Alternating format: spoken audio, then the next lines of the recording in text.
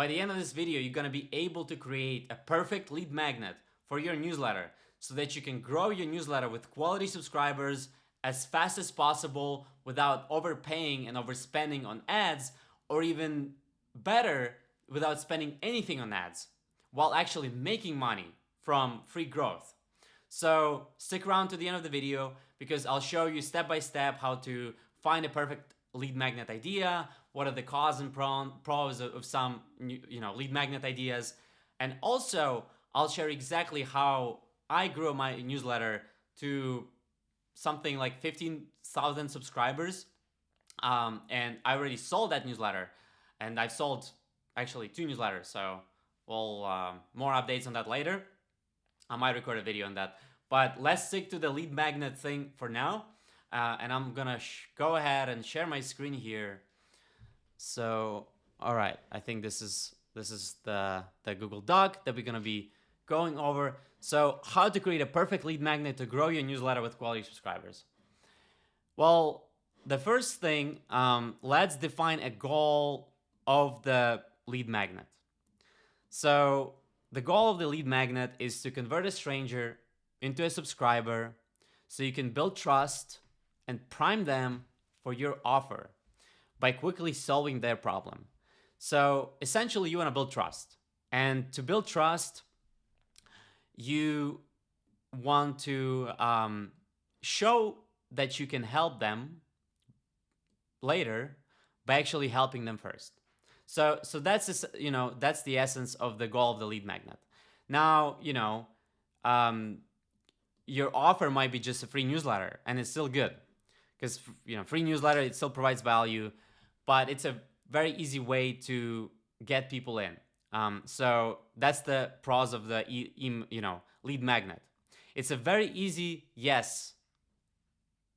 It's very easy to say yes to it and to get people on your list. And also, what we found actually when I was growing my newsletter, my marketing newsletter, is that with lead magnet, you can actually reduce your cost per subscriber by 50%. If you use some monetization methods, you can just pretty much reduce cost per subscriber to 0, right? If you just monetize it effectively with having some paywalls, not paywalls, but offer walls, or upselling your subscribers other newsletters. So those are the pros of lead magnets, and it's also it's a very easy way to build trust at scale, right? So that's the other thing. Now there's nothing in life comes without a price, and there's always a trade-off. And we found when, let's say, you run ads to a newsletter and you actually say, hey, this, follow this newsletter because this is the actual value of the newsletter. You have to get the value, you have to read it. You have to open it every day. And so that's kind of the assumption.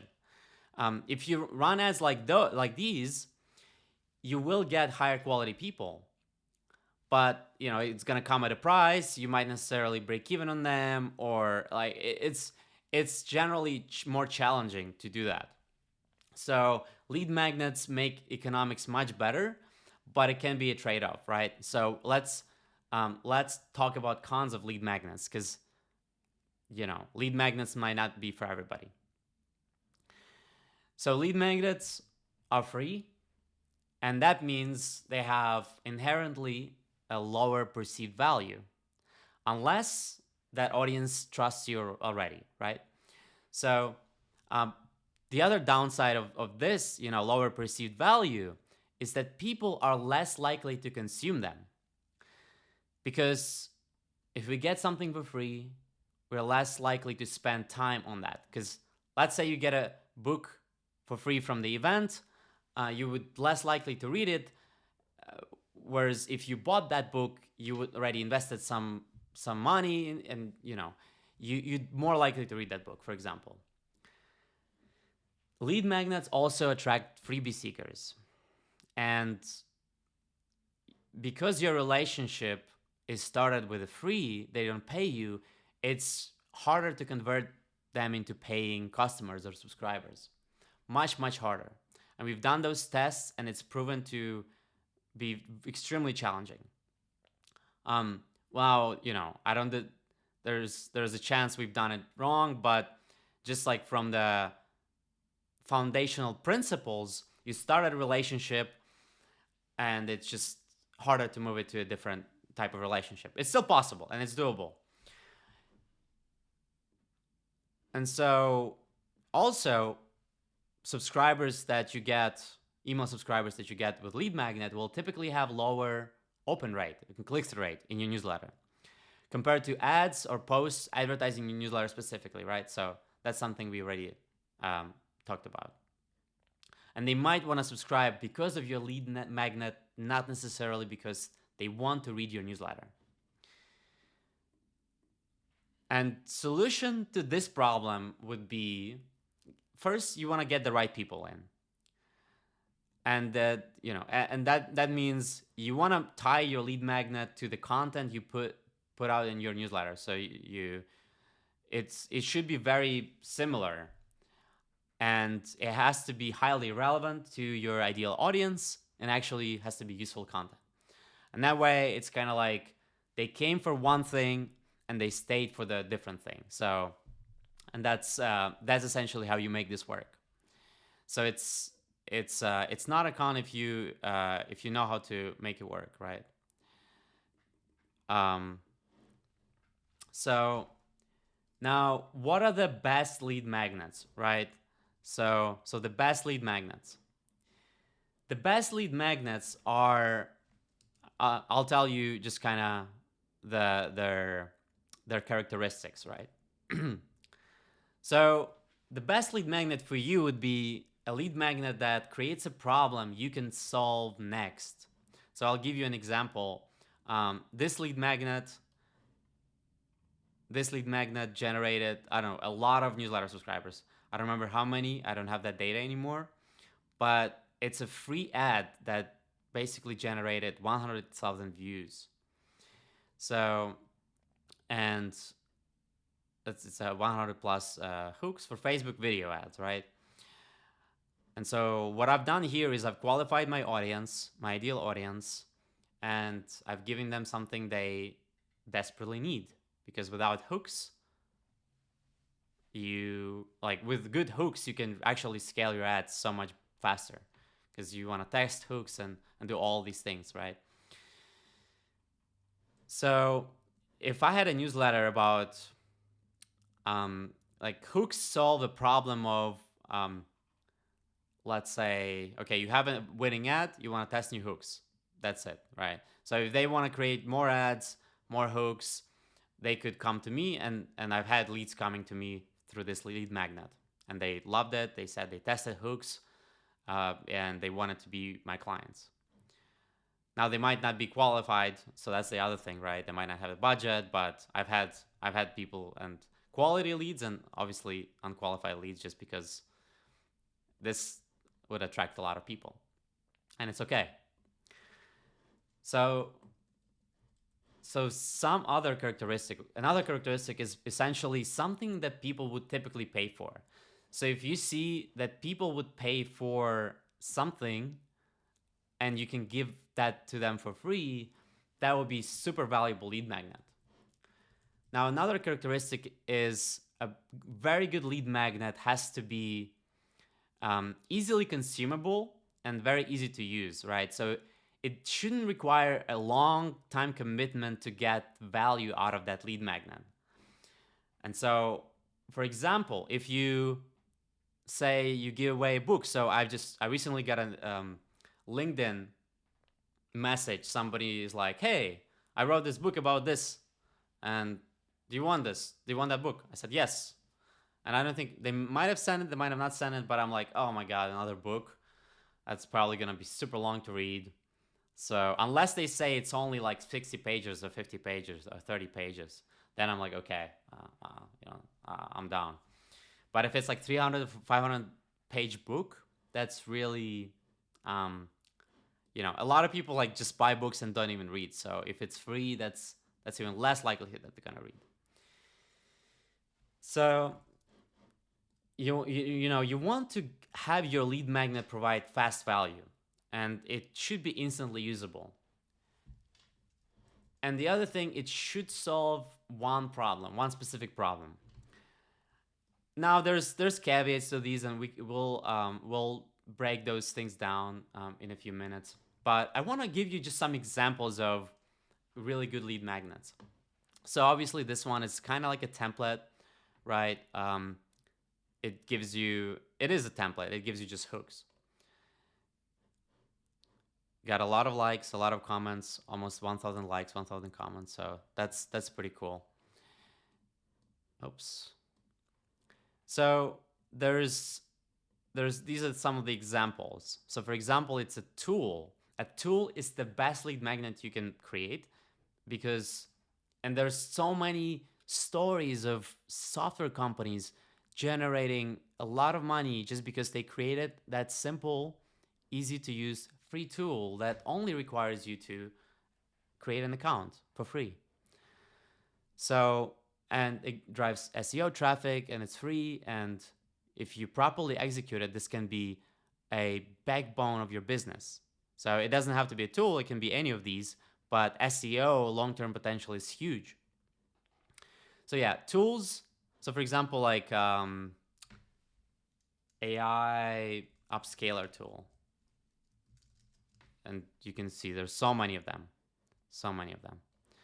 So it's just a growth hack, right? Then there's templates, worksheets, toolkits, trackers, checklists.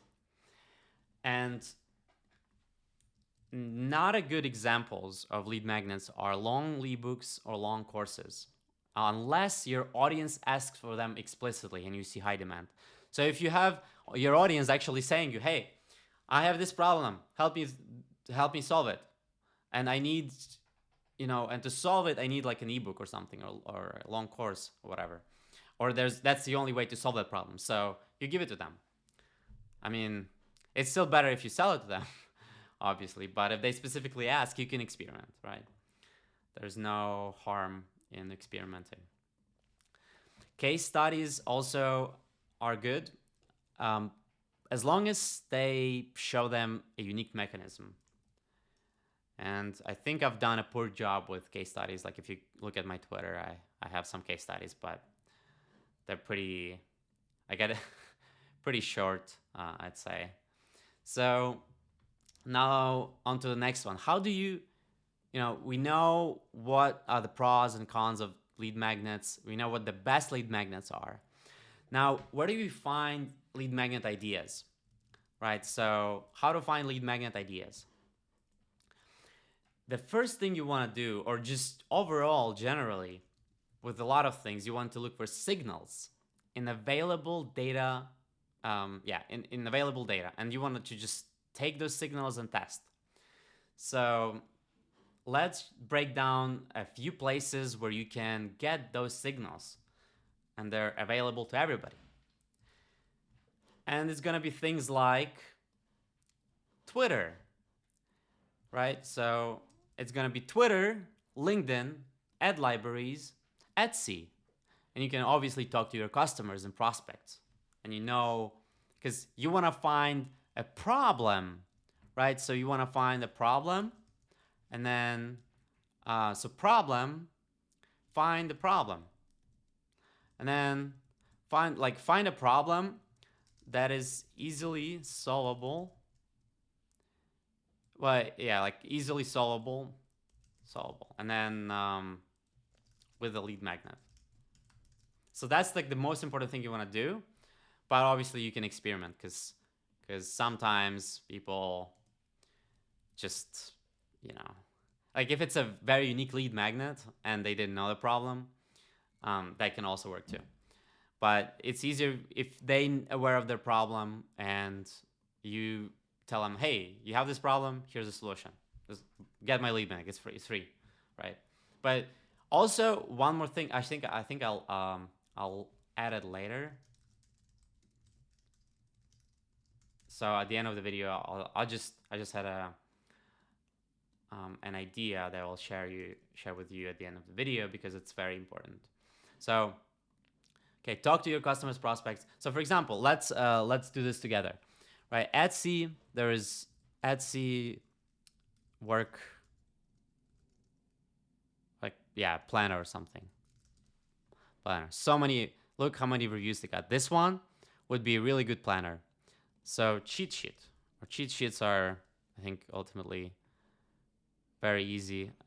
This one, see, guide, food guide. So you can find what your audience is interested in, and find those signals of, okay, people are willing to pay for this. So if I give it for free, it's definitely going to be super valuable, right? Now Twitter, you can go to explore. You can go to, let's say, free. Let's see what happens. Something like this. No, it's not a good one. But let's say cheat sheet or checklist. Checklist. Let's see if there's something for checklist.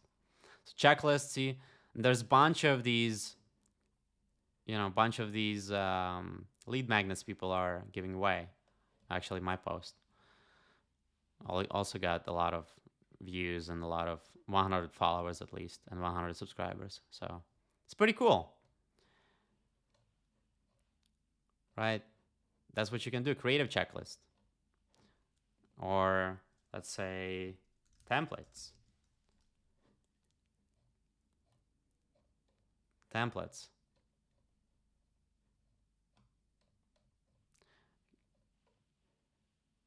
So I think this one is actually a paid lead magnet, or it's not even lead magnet, but yeah. So it's pretty cool. You can do the research like that. Same with Twitter. And so what you can also do is you can find your, this was keyword research, right? You can go to Facebook ad library, do the same, but you can also go to your competitors. So you know your competitors. On Twitter, what I like to do is there is a tweet Hunter. So you install Tweet Hunter, and let's say I go to Cody, and I can go to all time, and I can find his best performing tweets. Right? So these are best performing tweets. So that's essentially what you can look at. All right. So, let's say you created a lead magnet. You have a lot of ideas. You create a lead magnet. Now, what do you do next? So you want to sign up for if you do Twitter, there's a really good tool called Hypefury. And with Hypefury, you can do auto DM campaigns.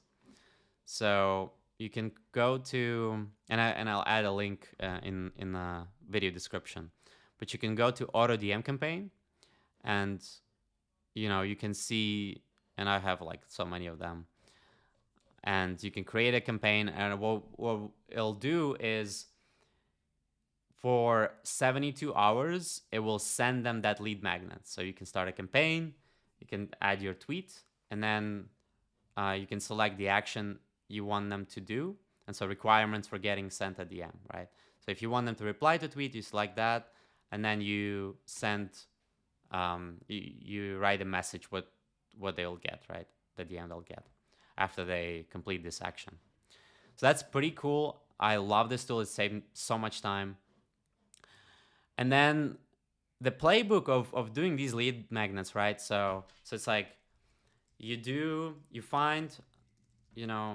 find lead magnets that work well organically, turn them into ads. And that's a really cool system because you don't have to actually spend money on ads. You first can grow your newsletter or list organically, and then turn those lead magnets, turn those posts into ads. And if you use tools like Sparkloop or Beehive Boosts, you can make free money on every person that signs up, right? By sending those subscribers to other partners. So it's super cool. All right. Now let's talk about lead magnet landing page, right? So a lead magnet landing page must be congruent with your ad organic post. So whatever you put in your post here, right? Let's say this lead magnet, my landing page should talk about hooks, so it's congruent. It should be short. The landing page should be also short, and it also should have, you know, one input field and one button. So I'll show you an example of this superhuman newsletter, right? So it's just you're about to get 1,000 plus best ChatGPT prompts, and you know, this is what you have to do. There's one button, there's nothing else. Very clean, very simple. Yeah, so that's pretty much it, and it's 100% free. So you can pretty much copy this. I don't know why there's no extra space in here. That's kind of weird. But otherwise, I think this is a pretty good landing page. Yeah, but it has to be really good on mobile. Mobile must be super important, right? The way it looks on mobile. Now, let's say you found the lead magnet. You created a post.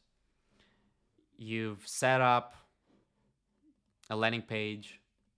Now, what happens next? So after they opt in into lead magnet, you want to tell them to open their emails, right? So they open the email to get a lead magnet. And then you want to send them email flows, because email flows is something that actually will hugely impact your just overall campaign, lead magnet campaign, right?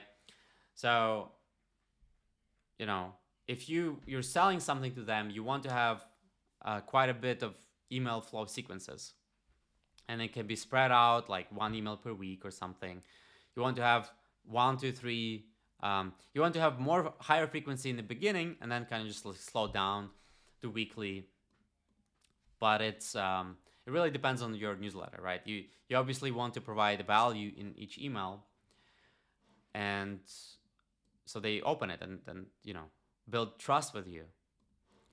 So this is pretty much it for this video, but there's one more thing. I'll share with you 6 more tips how to create a perfect lead magnet, right? So lead magnet tips. There's one tip, very important tip. You want to reference throughout your lead magnet. You want to reference your blogs, your Twitter, your YouTube, whatever you have, maybe your offer even. I mean, obviously you have to, if you're selling something, you have to put in there. You don't have to, but it would be a disservice for yourself to not put in there. So that's something you can do. You can add links. You can even add affiliate links if you wanted to. Ideally, you disclose that, but yeah. So, but it's that will help you to send them to Twitter, to YouTube, so they can deepen relationship with you. And especially long-form content is the best for strengthening those relationships. And you also want to add your offer, and you can add it at the end of the email sequences, whatever you think the relationship is built, whenever you provided value and they're at high emotional point, that's best to offer your offer. And also, yeah, some people do it right after they subscribe to your newsletter, you know, and that's what I'm currently doing. I don't know if it's working yet, so I'll update you later how it's working.